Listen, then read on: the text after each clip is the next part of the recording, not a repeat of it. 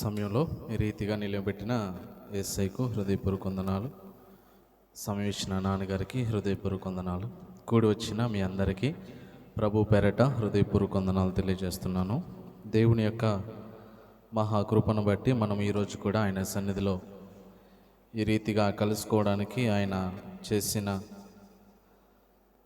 సహాయాన్ని బట్టి, చూపిన కృపను బట్టి దేవునికి ఎంతగానో కృతజ్ఞతాస్తుతులు చెల్లింపబద్దులమై ఉన్నాం. దేవునికి స్తోత్రం.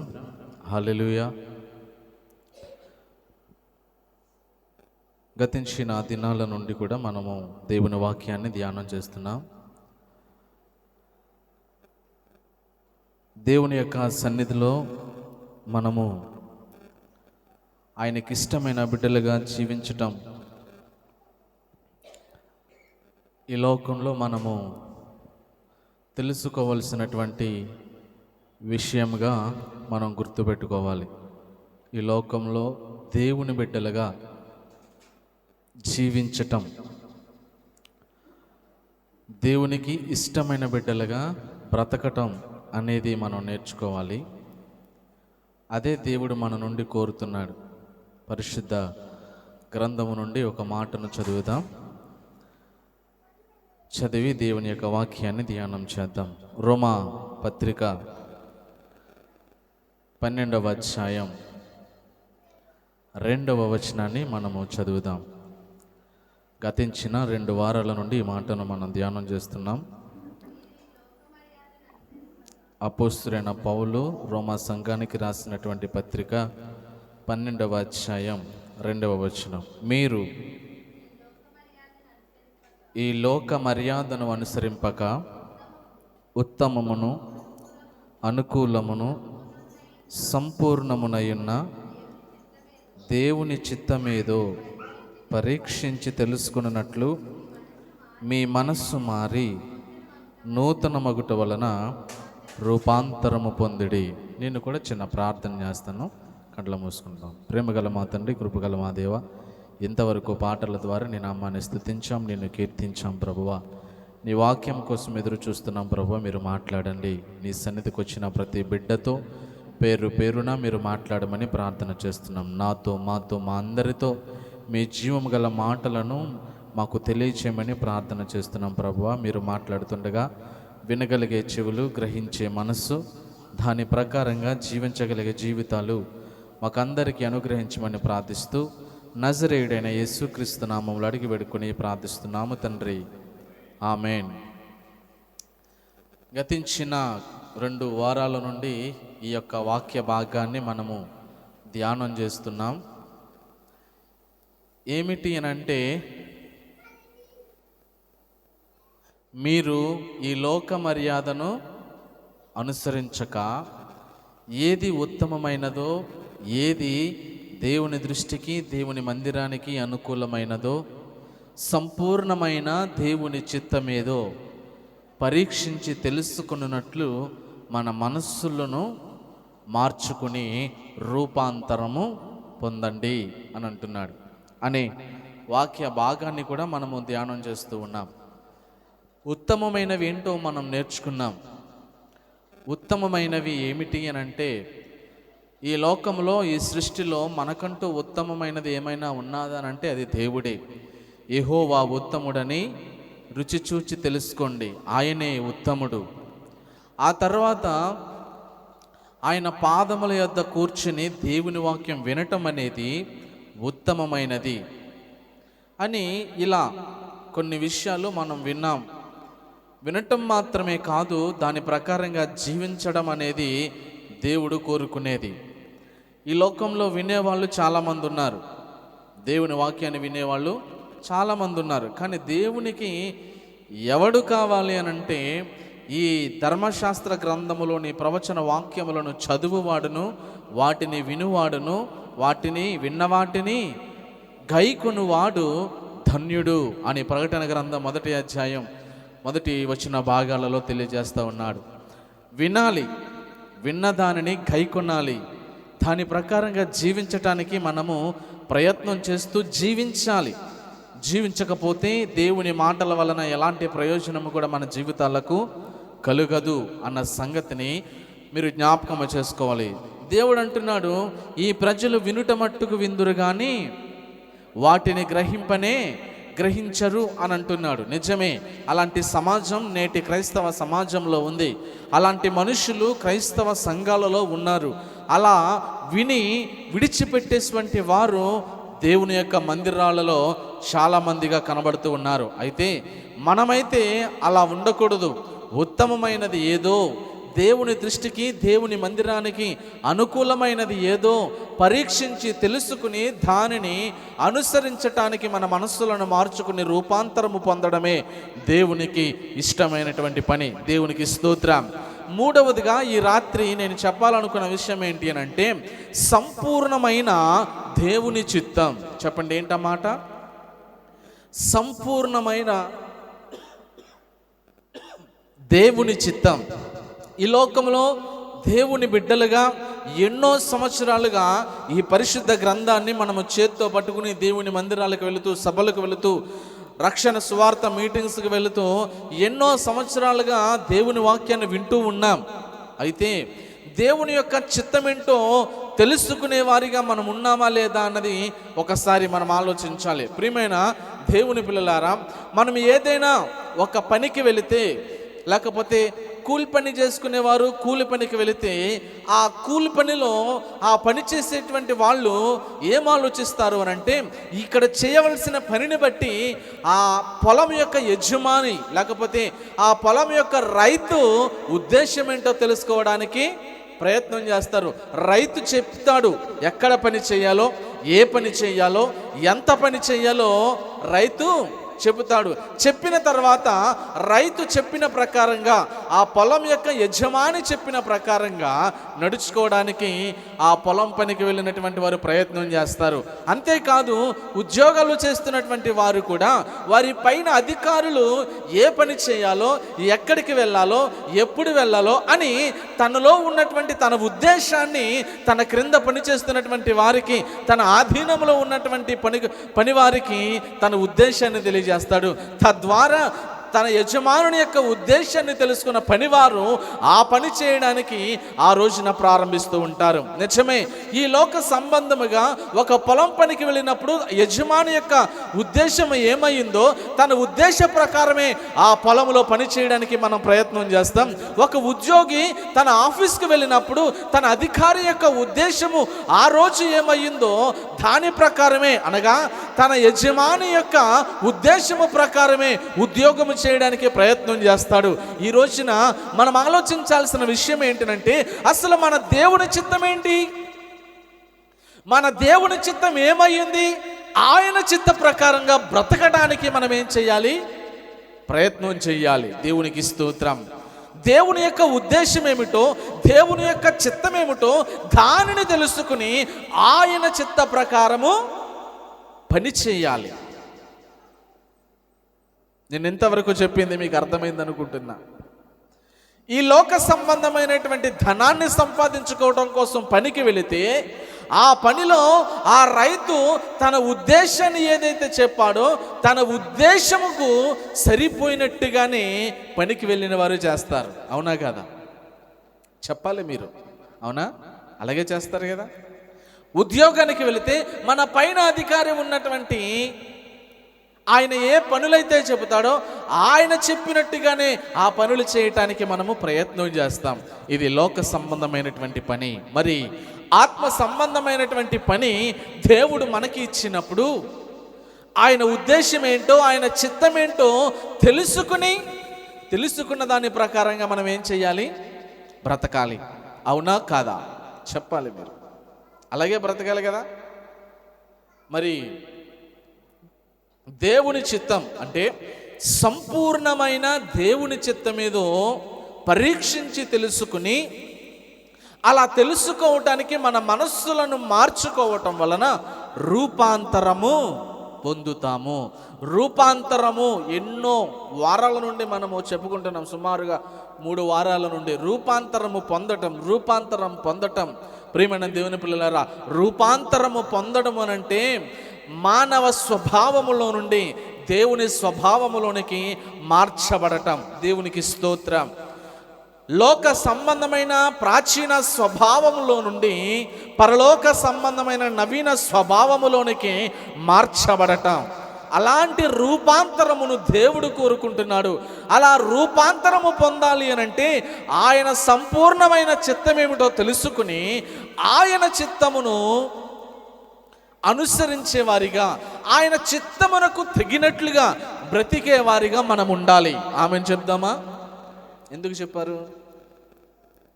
నేను చెప్పమన్నానని చెప్పారా, లేకపోతే ఆయన ఎలాగైతే చెబితే అలాగే బ్రతకాలి అన్న దాని గురించి చెప్పారా? అలా బ్రతకడం కోసమే దేవుడు మనల్ని అందరిని దీవించునుగాక. ఒక విషయం చెప్తాను, దీవెనలు ఊరకనే రావు. దేవుని యొక్క ఆశీర్వాదాలు ఊరకనే రావు. చాలామంది భక్తిహీనులు అనుకుంటున్నారు దేవుడు మాకు చేసిన మేలు, దేవుడు మమ్మల్ని ఈ రీతిగా దీవించాడు. భక్తిహీనుల యొక్క ఆశీర్వాదం గడ్డి పువ్వు వలె అయిపోతుంది. గడ్డి వాడిపోయినట్లు వారి అభివృద్ధి కూడా వాడిపోతుంది. కానీ దేవుని బిడ్డల యొక్క ఆశీర్వాదం ఈ లోకములోను పరలోకములోను అంటాడు. ప్రభువా, మేము అన్నిటినీ వదిలేసి మీ దగ్గరకు వచ్చాం కదా, మాకేంటి నాయనా అని అంటే, ఇదిగో నా నిమిత్తం తన తల్లిని, తండ్రిని, అక్కని, చెల్లిని, తమ్ముణ్ణి, అన్నను వదిలేసినటువంటి వారు ఇహమందును పరమందును కూడా నూరంతలుగా దీవించబడతారు. దేవునికి స్తోత్రం. ఈ లోకంలోనే మనకు ఆశీర్వాదం కావాలి అనంటే అది నామకార్థమైనటువంటి క్రైస్తవ జీవితం అవుతుంది. కానీ ఇహమందును పరలోకమందును యుగ యుగములు దేవుని యొక్క ఆశీర్వాదం ఉండాలి అనంటే అది నిజమైన క్రైస్తవుని జీవితం అవుతుంది. దేవునికి స్తోత్రం. అయితే ఈ రాత్రి సంపూర్ణమైన దేవుని చిత్తం మీద మనము తెలుసుకుని సంపూర్ణమైన దేవుని చిత్తమునకు తగినట్లుగా మనము బ్రతకడానికి ప్రయత్నం చేద్దాం. దేవుని యొక్క వాక్యం ఏమని సెలవిస్తుంది అనంటే, ఇక్కడ మూడవదిగా సంపూర్ణమైన దేవుని చిత్తం. ఎందుకని సంపూర్ణమైన దేవుని చిత్తం మనం తెలుసుకోవాలి అనంటే, దేవుని యొక్క బిడ్డలుగా ఆయన ఎలాగైతే ఉన్నాడో ఆయన బిడ్డలు కూడా అలాగే ఉండాలనుకుంటున్నాడు. హెబ్రీ పత్రికలు అంటాడు, తీనవసరం లేదు, 6వ అధ్యాయంలో మొదటి 3 వచనాలలో మనము చదివితే, మనము సంపూర్ణులం అవ్వడానికి సాగిపోవాలట. మారు మనసు, బాప్తిస్మము, ఇలా క్రీస్తును కూర్చున్నటువంటి మూలవాక్యములను మాని మనము సంపూర్ణలం అవ్వడానికి సాగిపోవాలట. ఇన్ని సంవత్సరాలు గడిచినా ఇంకా మారు మనసు దగ్గరే ఉండిపోయాం. ఇన్ని సంవత్సరాలలో మనము భక్తి చేస్తున్నప్పటికీ కూడా ఇంకా ఆ విశ్వాసం దగ్గరే ఉండిపోయాం. ఇన్ని సంవత్సరాలుగా పరిశుద్ధ గ్రంథాన్ని చేతపట్టుకుని మందిరాలకు వెళ్ళి ప్రార్థనలు చేస్తూ పాటలు పాడుతూ వాక్యాన్ని వింటున్నప్పటికీ కూడా ఎక్కడ వేసిన గొంగలి అక్కడే అన్నట్లుగా ఉండిపోతే క్రీస్తుని గురించిన మూలవాక్యములు మరలా చెప్పుకోవాల్సి వస్తుంది. కానీ క్రీస్తుని గురించిన మూలవాక్యములను మాని చదువుతాం, ఆ మాట తీద్దాం. హెబ్రీలకు రాసినటువంటి పత్రిక 6వ అధ్యాయం 1వ వచనం నుండి ఇలా రాస్తున్నాడు, కాబట్టి నిర్జీవ క్రియలను విడిచి మారు మనస్సు పొందుటయు దేవుని యందలి విశ్వాసమును బాప్తిస్మములను గూర్చిన బోధయు హస్త నిక్షేపణములయు మృతుల పునరుత్థానమును నిత్యమైన తీర్పును అను పునాది మరలా వేయక క్రీస్తును గూర్చిన మూలోపదేశము మాని ఏమవడానికమ్మా?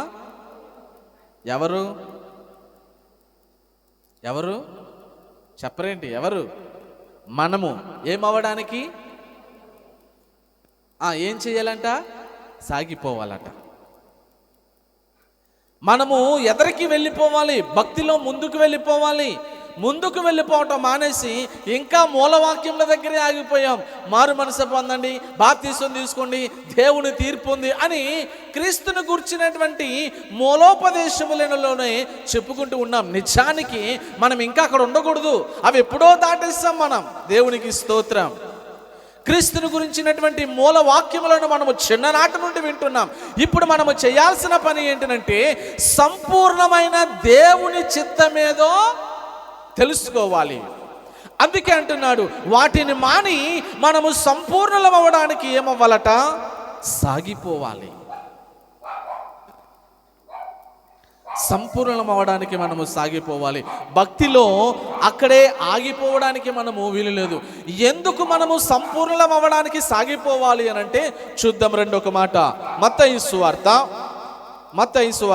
5వ అధ్యాయం 48వ వచనంలో ఇలా రాస్తున్నాడు.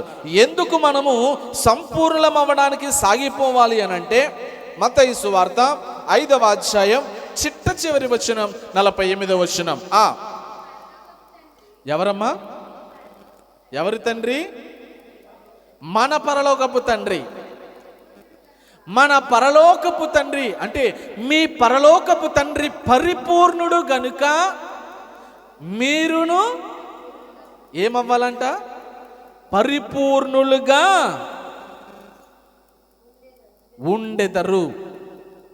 ఉండాలి ఖచ్చితంగా. మనము ఎందుకు సంపూర్ణలం అవ్వడానికి అంటే సంపూర్ణత అన్న పరిపూర్ణత అన్న రెండు ఒకటే. మనం ఎందుకు సంపూర్ణలం అవ్వడానికి లేకపోతే పరిపూర్ణలు అవ్వడానికి సాగిపోవాలి అని అంటే మన పరలోకపు తండ్రి ఎవరైనా, మన పరలోకపు తండ్రి ఎవరంటున్నా? యేసు ప్రభువు. మన పరలోకపు తండ్రి పరిపూర్ణుడు గనుక మనల్ని కూడా ఎలా ఉండాలంటున్నాడు. అందుకనే మూలవాక్యములను మాని, ఎందుకనంటే క్రీస్తుని గురించినటువంటి సువార్త మనం ఏనాడో వినేసాం. ఆయన మన కోసమే వచ్చాడని, మన కోసమే తన ప్రాణం పెట్టాడని, ఆయన రక్తాన్ని కార్చి మనకు రక్షణని ఇచ్చాడని, ఇలాంటి మూలవాక్యాలు మనం ఎన్నో సంవత్సరాల నుండి వింటున్నాం. ఇప్పుడు వాటిని మానుకోవాలి. వాటిని మాని సంపూర్ణం అవ్వడానికి సాగిపోవాలి. అంటే సంపూర్ణమైన దేవుని చిత్తమేదో తెలుసుకోవడానికి మనము సాగిపోవాలి. ఏమిటి సంపూర్ణమైన దేవుని చిత్తం అనంటే మనము సంపూర్ణం అవ్వాలంట. ఎందుకు మనము సంపూర్ణం అవ్వాలి అని అంటున్నాడు అంటే మన పరలోకపు తండ్రి అయిన యేసుక్రీస్తు సంపూర్ణుడు పరిపూర్ణుడు గనుక మనము కూడా ఎలా ఉండాలంట? పరిపూర్ణులుగా ఉండాలి. మీకు అర్థమవుతుంది అనుకుంటున్నా. మన పరలోకపు తండ్రి ఎలా ఉన్నాడు? పరిపూర్ణుడిగా. ఏ విషయాలలో? అన్ని విషయాలలో, సమస్తమైనటువంటి విషయాలలో ఆయన పరిపూర్ణుడిగా ఉన్నాడు. అలాగే మనము కూడా సమస్తమైనటువంటి విషయాలలో పరిపూర్ణులమై ఉండాలి. ఇలా పరిపూర్ణతలోనికి మనము వెళ్ళాలి అనంటే కొన్ని శ్రమలను అనుభవించాల్సి వస్తుంది ఈ లోకంలో. అవి ఎలాంటి శ్రమలైనా కావచ్చు. మనుషుల ద్వారా వచ్చే శ్రమలు కావచ్చు, అపవాది ద్వారా వచ్చే శ్రమలు కావచ్చు. దేవుడే ఒక్కొక్కసారి మనలను శ్రమల గుండా ప్రవేశింప చేయిస్తాడు. ఎందుకు అనంటే యోబు భక్తుడికి అపవాదికి పర్మిషన్ ఇచ్చినట్లు కూడా ఆయన మనలను కూడా దేవుడు కూడా ఒక్కొక్కసారి పరీక్షలు పెడుతూ ఉంటాడు. ఆ పరీక్షల ద్వారా అయ్యుండొచ్చు. వీటిని మనము జయించి ఎదరికి వెళ్ళిపోతే మనము సంపూర్ణలం అవ్వటానికి అవకాశం ఉంది. ఎందుకనంటే ఒక మాట రాస్తున్నాడు, పేతురు రాసినటువంటి మొదటి పత్రికలో ఇలా రాస్తున్నాడు. 5వ అధ్యాయం 10వ వచనం. పేతురు రాసిన మొదటి పత్రిక 5వ అధ్యాయం 10వ వచనంలో ఇలా రాస్తున్నాడు. తన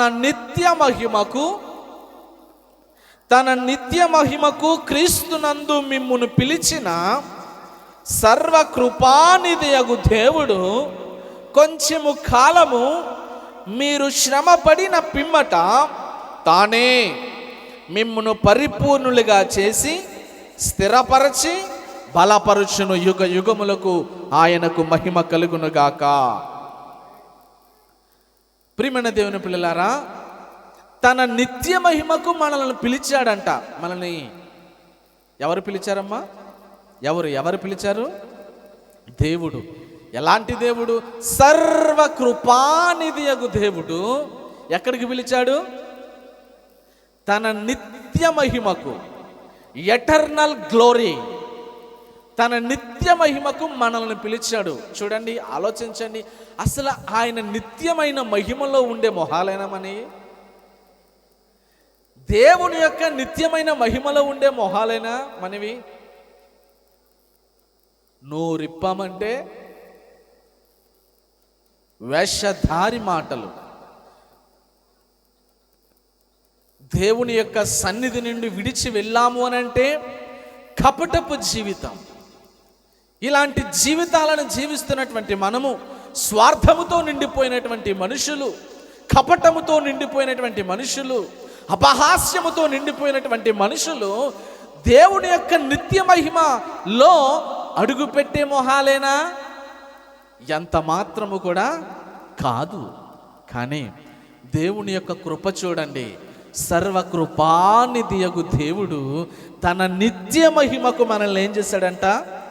పిలిచినటువంటి దేవుడు కొంచెము కాలము శ్రమ పడిన పిమ్మట, కొంచెము కాలము ఏం పడాలమ్మా? కొంచెము కాలం ఏం పడాలి? శ్రమ పడాలి. శ్రమ పడాలి. ఎందుకనంటే నలిగిపోవాలి. మనం నలిగిపోతేనే కానీ మనము సువర్ణముగా మార్చబడం. అగ్ని గుండంలో కాలిపోవాలి. మనం శ్రమల కొలిమిలో మనం ఏమైపోవాలి? శ్రమల కొలిమిలో మనం ఏమైపోవాలి?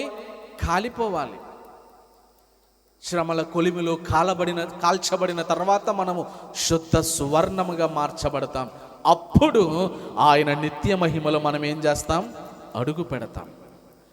ఆయన నిత్య మహిమకు మనల్ని పిలిచినటువంటి దేవుడు కొంచెము కాలము మనము శ్రమలు పడిన పిమ్మట తానే మనల్ని ఏం చేస్తాడంట?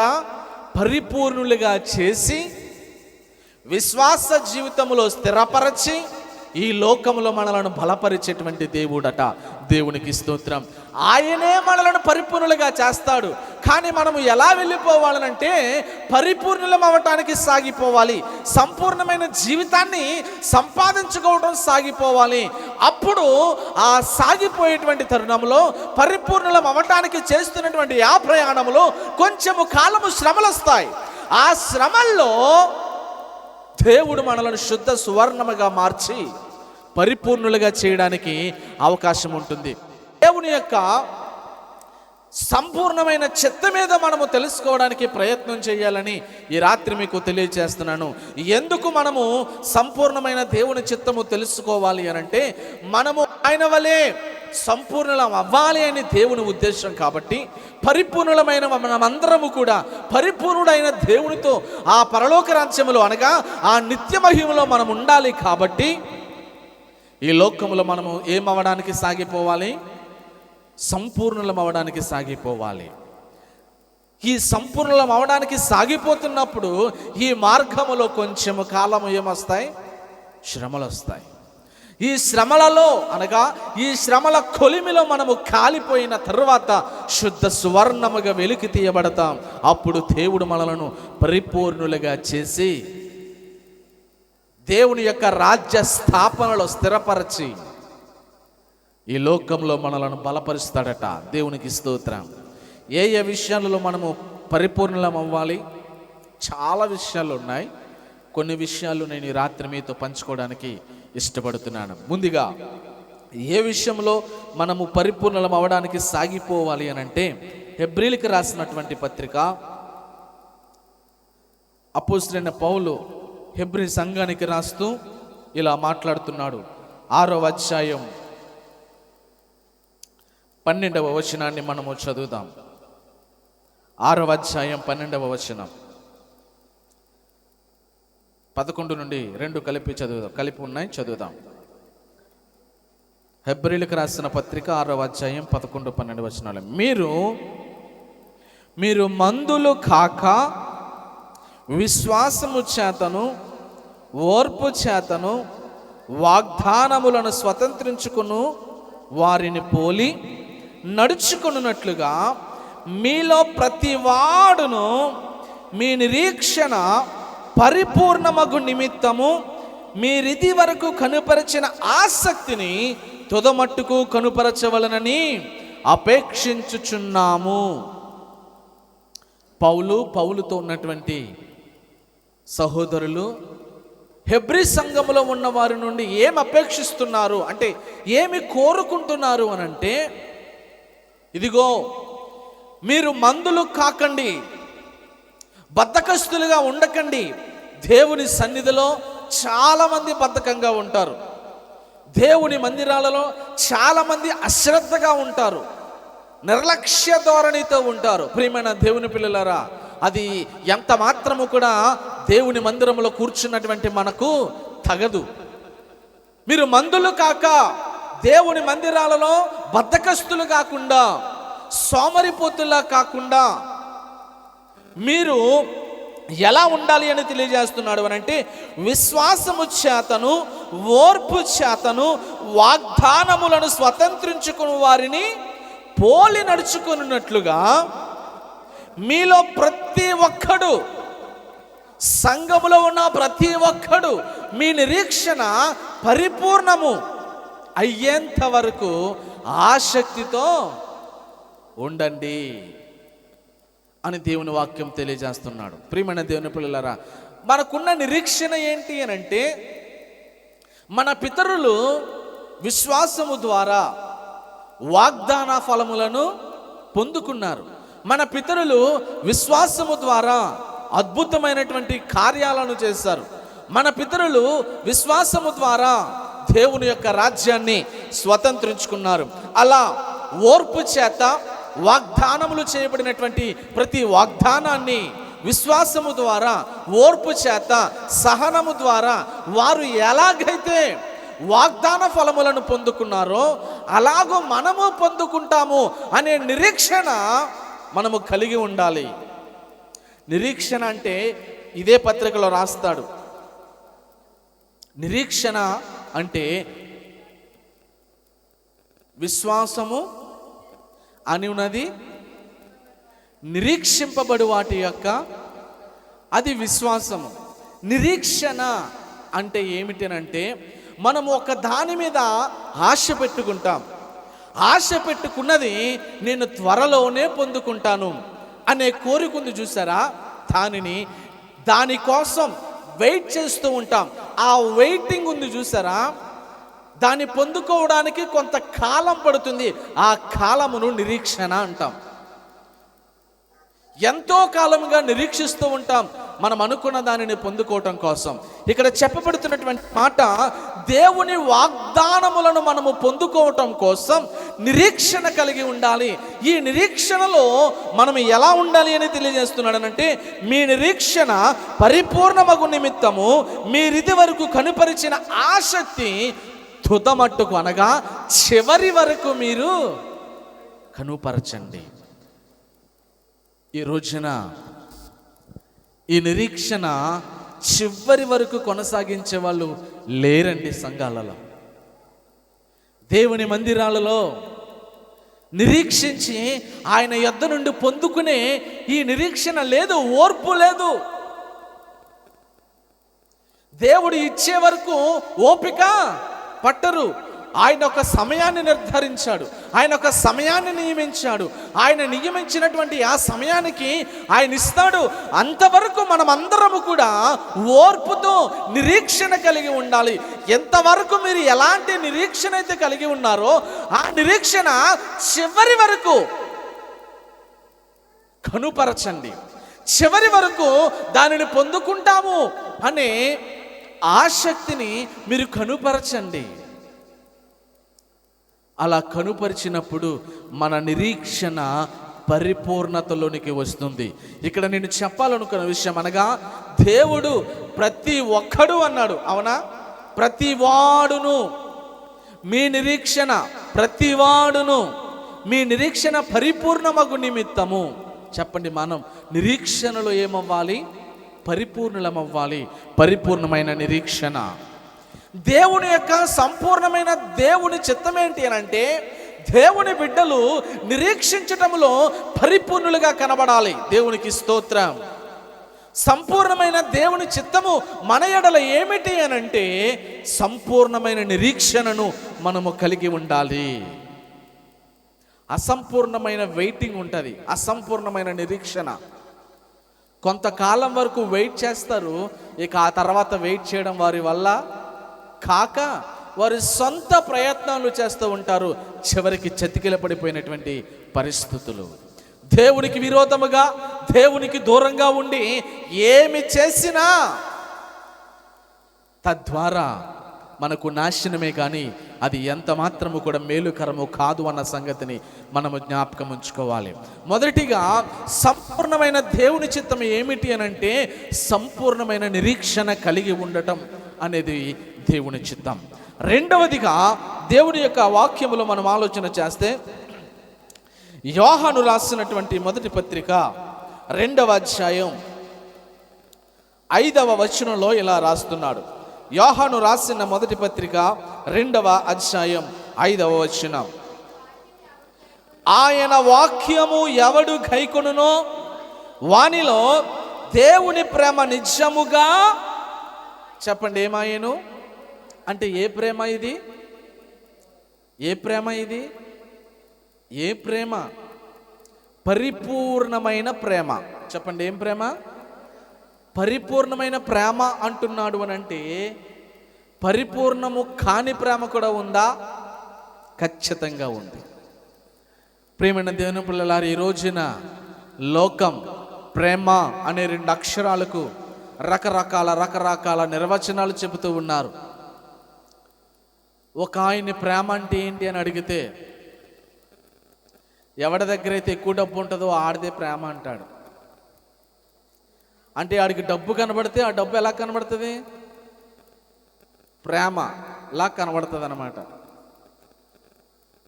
అందాన్ని చూసినప్పుడు అది ప్రేమ అని అనుకుంటారు. అందం చూసి మోసపోవద్దు. పలుకుబడిని చూసి దానిని ప్రేమ అనుకుంటారు. పలుకుబడిని చూసి వీడి వెనకాల చాలా ఉంది అని పోగడిపోతూ ఉంటారు జనాలు. ఆ జనాలు పోగడిపోవడం చూసి వీళ్ళందరూ నన్ను ఎంత ప్రేమిస్తున్నారో అని అనుకుంటారు. చూడండి, ఇప్పుడు అధికారం పోయింది, ఒక్కళ్ళైనా కనబడుతున్నారా? ఒక్కళ్ళు కూడా కనబడరు.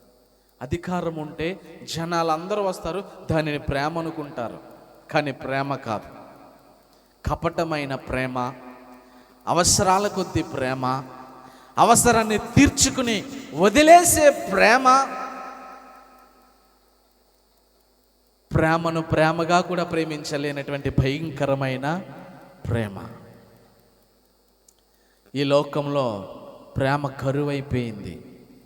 తల్లిదండ్రులను ప్రేమించలేని ప్రేమ, భర్త భార్యను ప్రేమించలేని ప్రేమ, భార్య భర్తను ప్రేమించలేని ప్రేమ, వాటిని ప్రేమలు అందామా? అవసరం ఉన్నప్పుడు చూపించే ప్రేమ అందామా?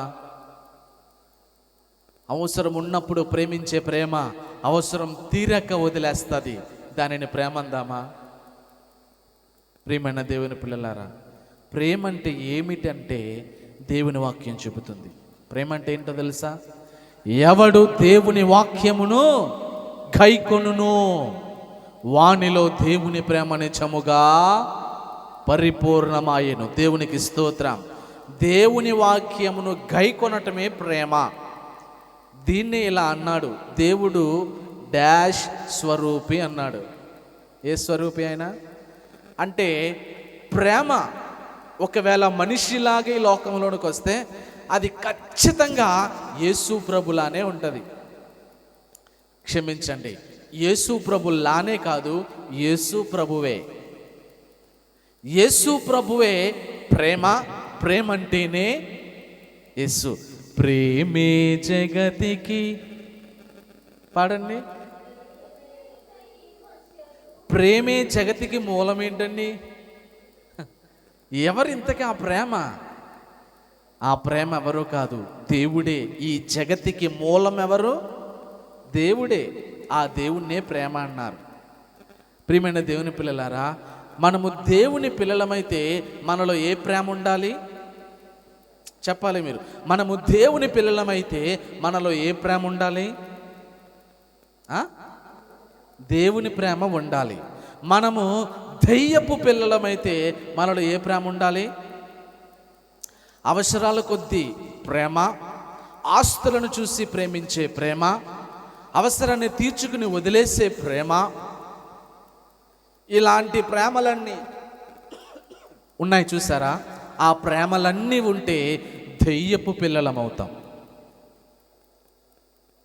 మనము దేవుని పిల్లలమా, దెయ్యపు పిల్లలమా? చెప్పాలి మీరు. దేవుని పిల్లలమైతే ఎవరి ప్రేమ ఉండాలి? దేవుని ప్రేమే ఉండాలి.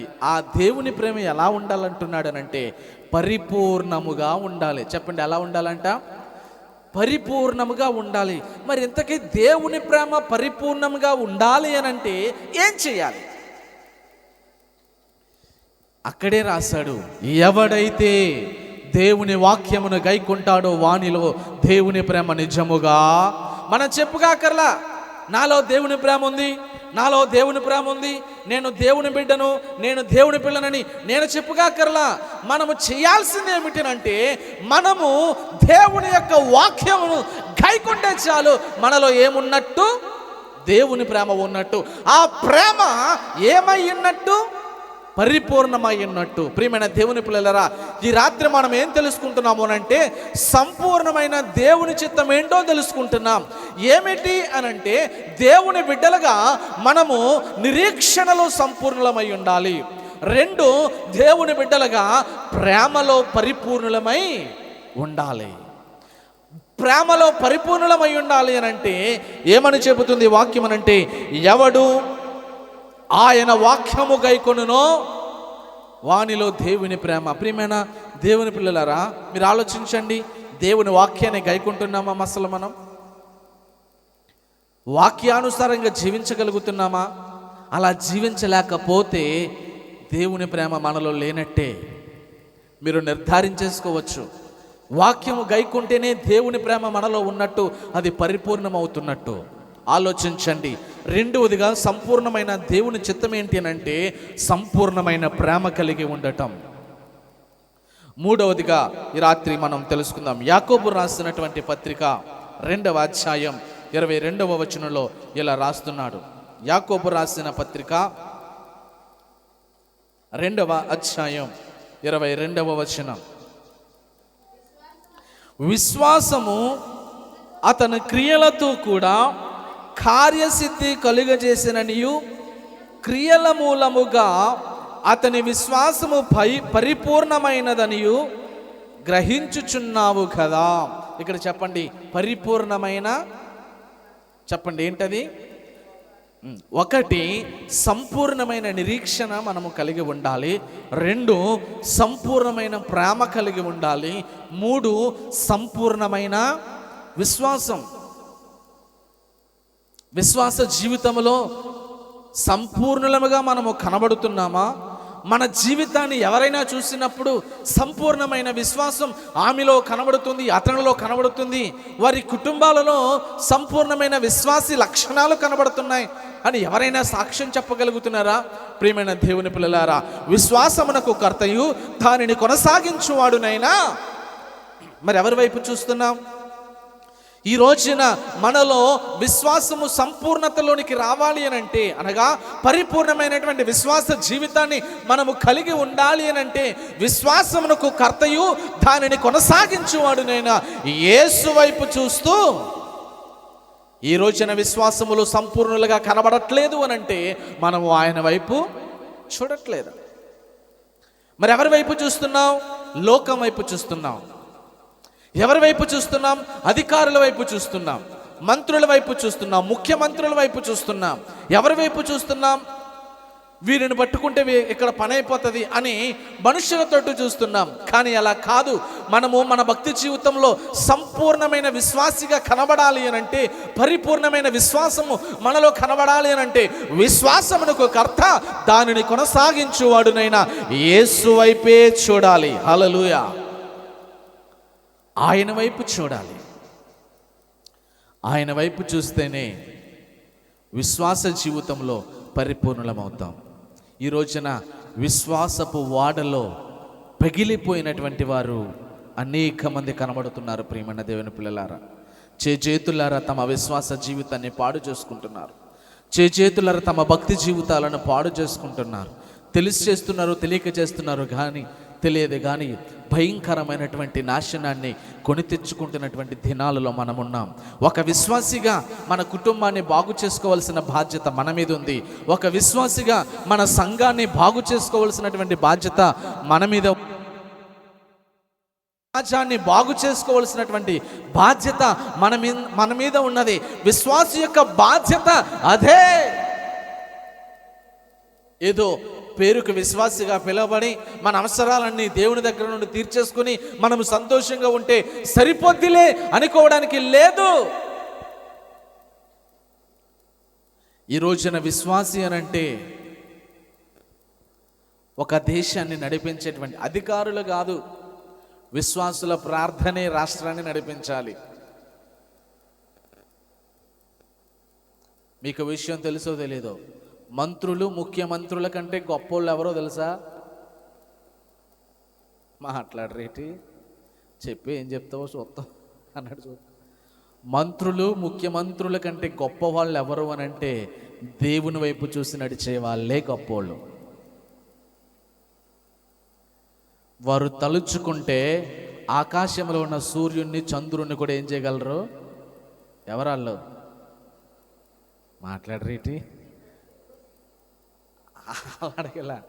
వాళ్ళు తలుచుకుంటే అన్నాను, తలుచుకునే వాళ్ళు ఎవరాళ్ళు? నిజమైన విశ్వాసం. ఏమండి, వారు విశ్వాసము ద్వారా రాజ్యాలను ఏం చేశారు కదా, అదే విశ్వాసము కదా. ఏలియా మన వంటి స్వభావము కలిగినటువంటి వాడే. మనం ఎలాంటి స్వభావం అయితే కలిగి ఉన్నామో అలాంటి స్వభావము కలిగి ఉన్నటువంటి వాడే. అలా నీలా నాలా మనలాంటి స్వభావాన్ని కలిగినటువంటి ఏలియా ప్రార్థన చేయగా 3.5 సంవత్సరములు ఏమాగిపోయింది. మరి మనం ప్రార్థన చేస్తాను, అయ్య బాబోయ్, మనం ప్రార్థన చేస్తాను. ఏలియా మనలాంటి స్వభావము కలిగినటువంటి వాడే. మరలా ఏలియా ప్రార్థన చేయగా 3.5 సంవత్సరాల ఆకాశం నుండి ఏం కురిసింది? ఇలా చెప్పుకుంటూ పోతే పరిశుద్ధ గ్రంథంలో విశ్వాస వీరులు అనేక మంది ఉన్నారండి. ఎవరు వాళ్ళు? ఏ వీరులు? విశ్వాస వీరులు. ప్రియమైన దేవుని పిల్లలారా, ఈ రోజున సంపూర్ణమైన దేవుని చిత్తం ఏంటంటే నీవు నేను మనమందరము కూడా విశ్వాస జీవితంలో సంపూర్ణులమైపోవాలి. పరిపూర్ణమైన విశ్వాస జీవితాన్ని మనము కలిగి ఉండాలి. నిన్ను చూసినప్పుడు దేవుడు ఆకాశం నుండి భూమి మీద ఆయన దృష్టించినప్పుడు నీవు ఒక పరిపూర్ణమైన విశ్వాసగా కనబడాలి. నీలో పరిపూర్ణమైన నిరీక్షణ కనిపించాలి. నీలో పరిపూర్ణమైన ప్రేమ కనిపించాలి. నీ విశ్వాసము సంపూర్ణమైనదిగా కనబడాలి. దేవునికి స్తోత్రం. కనబడుతుందా? అలా కనబడకపోతే ఇంకా ఎందుకు బ్రతుకుంచాడో తెలుసా మనల్ని? ఇప్పుడైనా సరే మీరు ఉపవాసం ఉండి కన్నీళ్లు విడిచుచు ఏం చేస్తారని కాదు, మన మనస్సులు మార్చుకుని సంపూర్ణలమవ్వటానికి సాగిపోతామని. ఏమవ్వడానికమ్మా? ఏమవ్వడానికి? సంపూర్ణులు. ఏ విషయాలలో? నిరీక్షణలో, దేవుని యొక్క ప్రేమలో.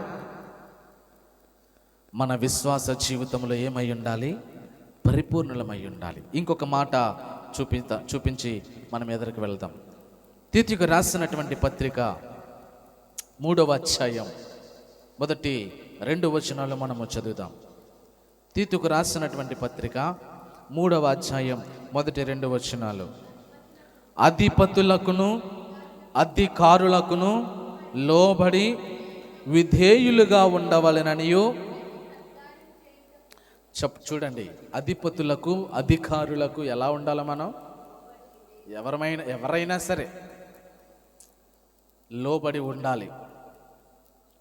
లోబడి ఉండవలెననియు ప్రతి సత్కార్యము చేయుటకు సిద్ధపడి ఉండవలెననియు మనుషులందరి ఎడుల సంపూర్ణమైన సాత్వికమును కనుపరచుచు ఎవనిని దూషింపక జగడమాడని వారును శాంతులునై ఉండవలెననియు వారికి ఏం చేయండి?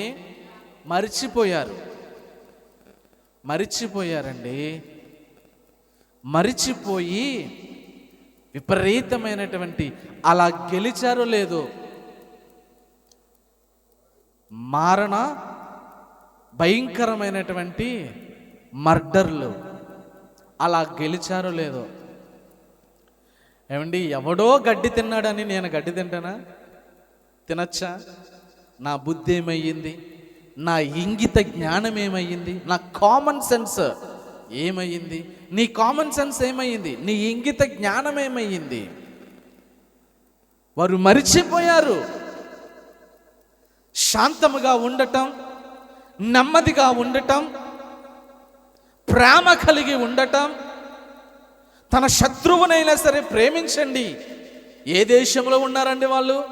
నీ చెంప మీద, ఒక చెంప మీద నిన్ను కొడితే రెండవ చెంప చూపించు అని గాంధీ మహాత్ముడు చెప్పాడు అనుకుంటావు కదా.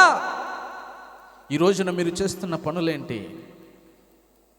అన్నం పుణ్యం ఎరిగినటువంటి వారిని నిర్దాక్షిణంగా కొట్టి చంపేస్తున్నటువంటి భయంకరమైన పరిస్థితులు కదండి. వారు మరిచిపోయారు. వారికి ఏం చేయండి? మీరు జ్ఞాపకం చేయండి. ఎవరు చేయాలి జ్ఞాపకం? మనమే చేయాలి. మీరు చేస్తున్నది కరెక్ట్ కాదండి. ఇక్కడ అంటున్నటువంటి మాట, అధికారులకు అధిపతులకు లోబడి విధేయులుగా ఉండాలి. ప్రతి సత్కార్యము చేయుటకు సిద్ధపడి ఉండాలి. మనుషులందరి ఎడల సంపూర్ణమైన సాత్వికమును కనుపరచాలి. ఎవరినీ దూషింపక జగడమాడని వారును శాంతులనై ఉండాలని వారికి ఏం చేయండి అంటే, సంఘాలలో కూడా కొంతమంది జగడాలు ఆడేవారు ఉన్నారు. దయచేసి వారికి కూడా మనం జ్ఞాపకం చేసుకోవాలి. శాంతంగా ఉండండి, గొడవలు వద్దు, ప్రశాంతంగా ఉండండి, దేవుని యొక్క చిత్తాన్ని తెలుసుకోండి అని చెప్పాలి. వారితో పాటు దేశంలో ఉన్నటువంటి వారికి కూడా మనము చెప్పాల్సినటువంటి వారిగా ఉన్నాం. వాళ్ళు మరిచిపోయి ఇంకా మానవత్వం అనేది మంట కలిసిపోయిందా మట్టి కలిసిపోయిందా అంటారు. మానవత్వం అనేది అసలు ఏమాత్రము కూడా కనిపించని భయంకరమైన స్థితిలో ఉన్నారు అనండి. ఎంత దారుణమైన పరిస్థితులు. కాబట్టి ఒక రోజు రాబోతుంది, ప్రతి ఒక్కడు కూడా న్యాయ సింహాసనం ఎదుట నిలవబడాల్సినటువంటి రోజు వస్తుంది. ఇక్కడున్న అధికారులు, ఇక్కడున్న అధిపతులందరూ కూడా దేవుని సింహాసనం ఎదుట మోకరించవలసిన రోజు రాబోతుంది. ప్రియమైన దేవుని పిల్లలారా, ఇక్కడ సంపూర్ణమైన సాత్వికమును కలిగి ఉండండి అని అంటున్నాడు. మనలో ఉన్న సాత్వికం ఎంతమందికి తెలియాలంట? ఆ ఊరోళ్ళందరికీ అన్నాడా? ఆ మండలంలో ఉన్న వాళ్ళందరికీ అన్నాడా? ఏమన్నాడు అక్కడ? మనుషులందరి ఎడల సంపూర్ణ సాత్వికం కనుపరచండి. మనుషులందరి ఎడల సంపూర్ణమైన సాత్వికం. సంపూర్ణమైన దేవుని చిత్తం ఏంటి అని అంటే, మన ఎడల మనము సాత్వికమైనటువంటి జీవితంలో సంపూర్ణమై ఉండాలి. అసలు ప్రారంభించమా సాత్వికం చూపించటం? యేసు ప్రభువు అంటాడు, ప్రయాసపడి భారము మోసుకుని పోవచ్చున్న సమస్త జనులారా నా యొద్దకు రండి, నేను మీకు విశ్రాంతిని కలుగజేస్తాను. నేను సాత్వికుడును, దీన మనస్సు గలవాడును.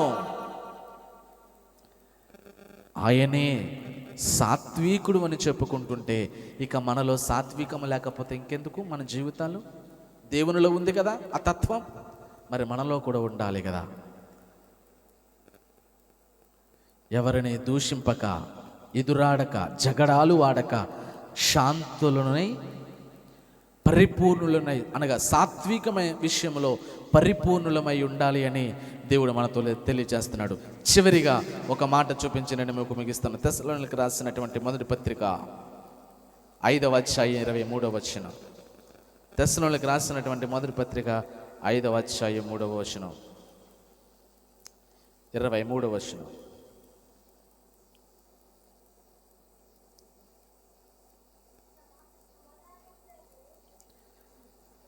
సమాధానకర్తయగు దేవుడే మిమ్మును సంపూర్ణముగా పరిశుద్ధపరచును గాక. మీ ఆత్మయు జీవమును శరీరమును మన ప్రభువైన యేసుక్రీస్తు రాకడ యందు నిందారహితముగాను సంపూర్ణముగాను ఉండునట్లు కాపాడబడునుగాక. ఆమెన్ చెప్పరే. మీకు ఆత్మ ఉందా అండి?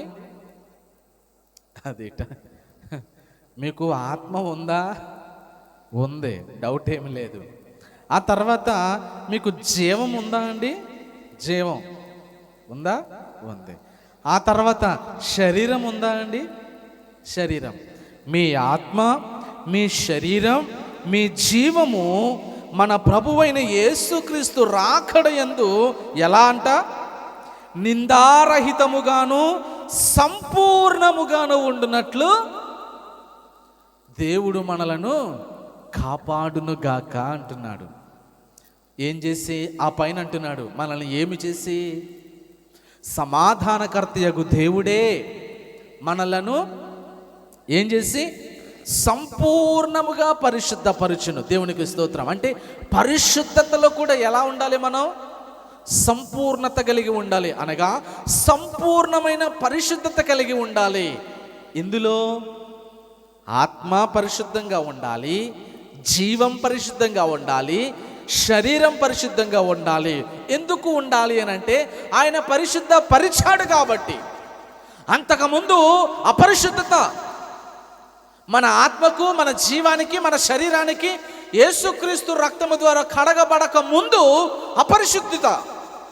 ఆత్మ అపరిశుద్ధతే, జీవము అపరిశుద్ధతే, శరీరము అపరిశుద్ధతే. కానీ ఇప్పుడు సమాధానకర్తయగు దేవుడు మన ఆత్మను, జీవమును, శరీరమును సంపూర్ణముగా పరిశుద్ధపరిచాడు. కాబట్టి ఇక మన ప్రభువైన యేసుక్రీస్తు రాకడ యందు మన ఆత్మను, జీవమును, శరీరమును నిందారహితముగాను నిరీక్షణలో, విశ్వాసములో, ప్రేమలో, దేవుడు పరిశుద్ధతలో దేవుడు మనలను పరిశుద్ధముగా కాపాడబడునుగాక. దేవునికి స్తోత్రం. కొంచెము కాలము శ్రమపడిన తర్వాత దేవుడే మనల్ని ఏం చేస్తాడు? పరిశుద్ధపరుస్తాడు. ఆయన పరిశుద్ధపరిచి స్థిరపరిచిన తర్వాత ఆయన రాకడ వరకు నిందారహితముగా సంపూర్ణముగా కాపాడేది కూడా ఎవరు? ఆయనే.